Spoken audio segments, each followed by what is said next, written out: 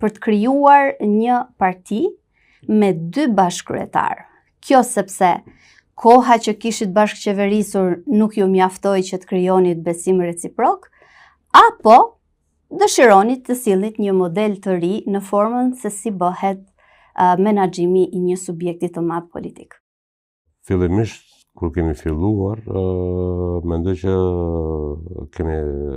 u pa ma vonë që dim ta lexojmë votuesin shqiptar. Edhe atëherë ka pas skepticizëm se nuk mund të thyet një situatë e cila ka mbretëruar 2 dekada këtu në Maqedoni, ku thjesht ka instalime të gjata në pushtet në sistem. Mirëpo ne vlerësuam që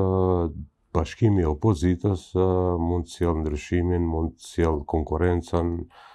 dhe duke sjellë këto, mendoj që kemi bërë favor politikës shqiptare, sepse konkurrenca ka lëviz shumë çështje, jo vetëm në politikë, edhe në arsim, edhe në ekonomi, në gjitha fushat, është karakteristika kryesore e zhvillimit të perëndimit, dhe me që pretendojmë të jemi pjesë e perëndimit dhe në mënyrë institucionale të integrohemi. Pra edhe ky model është një model perëndimor, model që funksionon suksesshëm në Gjermani, në shtetet skandinave, në Europë gjithandej, dhe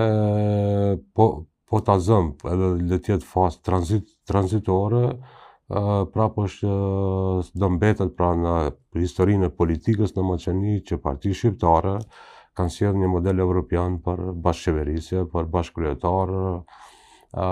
i cili mendoj që po jep frutat e vet, me që vleni po funksionon si një subjekt me ide dhe vizion të përbashkët, dhe kjo më veç po ndihet edhe në anketimet që janë të kohës së fundit.